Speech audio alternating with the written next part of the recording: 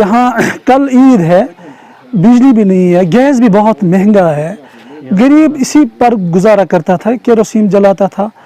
हम मेहरबानी करके एलजी गवर्नमेंट से हम गुजारिश कर रहे हैं कि केरोसिन दीजिए, डीलरों को दीजिए केरोसिन। सभी को मिलना चाहिए, मेरे ख्याल में सभी को मिलना चाहिए, एपीएल वालों को भी, बीपीएल वालों को भी, ए वालों को भी। उन्होंने सिर्फ ए वालों को रख दिया है। गांव में 10-15 चंदी होंगे। हम डिस्ट्रिक्ट बारामूला से बोल रहे हैं, तहसील पटन से। हम विलेज में रहते हैं। हम गवर्नमेंट को अपील करते हैं कि हमारा जो मिट्टी का तेल है ये वागुजार करिए।